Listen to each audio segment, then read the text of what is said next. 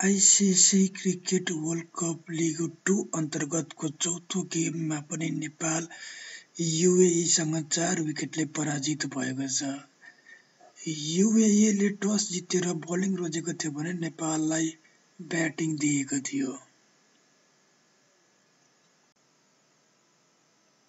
नेपालको ब्याटिङ लाइनमा भीम सार्कीले 48 रन बनाए 68 बलमा भने कुशल मल्लले 51 बलमा 45 रन भने दिपेन्द्र सिंह ऐरीले 43 बलमा 130 रन बनाए। त्यस्तै अन्य खेलाडीहरूले केही रन बनाएर 50 ओभरमा 240 को टार्गेट दियो 9 विकेट गुमाउँदै।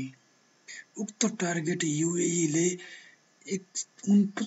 49 ओभर 1 बल हुँदै पूरा गर्न सफल भयो। आजको गेमको बोलिङ लाइनको कुरा गर्ने हो भने नेपालको तर्फबाट करण केसीले 58 रन खर्च गरेर 3 विकेट लिन सफल भए भने सन्दीप लामिछानेले 35 रन खर्च गरेर 1 विकेट लिन सफल भए। त्यस्तै ललित राजवंशीले 48 रन खर्च गरेर 1 विकेट लिन सफल भए। यो सँगै नेपालले आफ्नो चौथो गेम पनि पराजित भोग्दै नेपाल 0 अङ्कसहित घर फर्किनेवाला छ।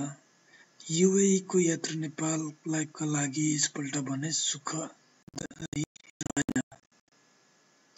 आगामी गेमहरूमा नेपालले राम्रो गर्नेछ आशा गरौँ।